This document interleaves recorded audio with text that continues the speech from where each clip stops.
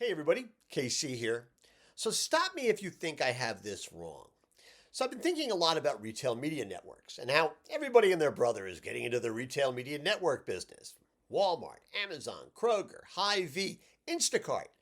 Everybody is getting into the business of these retail media networks because that's a way of generating new revenue, alternative revenue streams. I totally get that. Makes a lot of sense. Everybody's looking for new ways to make money.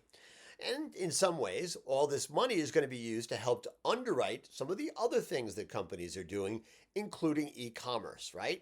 If you're bringing in money on advertising money via retail media networks, it allows you to charge a little bit less for your e-commerce offerings.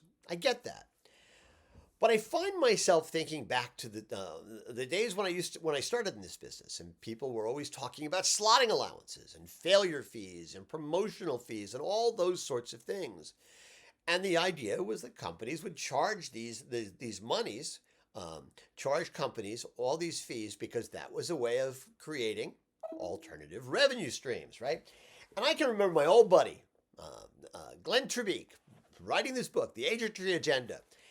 And Glenn would always talk about the idea that is, and I forget exactly what the numbers were, but the argument was this, and it made an awful lot of sense.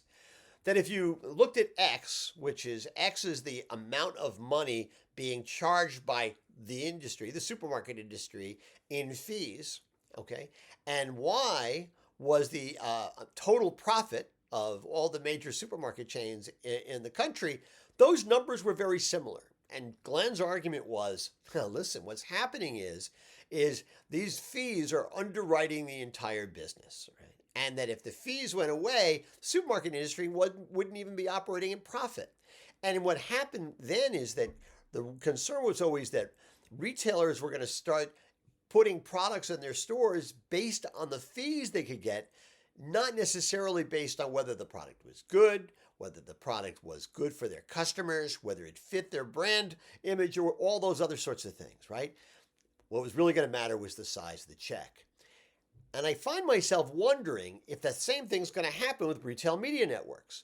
Are these retail media networks going to become so burdened down with advertising that is there because companies are willing to write a check, as opposed to because the advertising is consistent with the retailer's brand, consistent with what the retailer's customers need or want.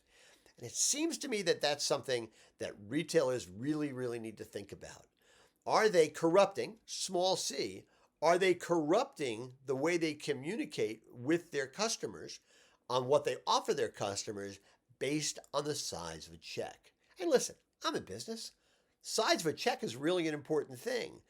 But at the end of the day, if you start accepting checks that get in the way of how you do business with your customer, how you serve your customer, whether or not you put your customer first, it seems to me that creates enormous potential problems down the road. As I said, stop me if you think I'm wrong on this one, but it seems to me that what we're seeing with retail media networks and their focus on alternative revenue sources in some ways is just a replay of what 20, 30, 40 years ago people were talking about when it came to slotting allowances. Anyway, that's what's on my mind this morning.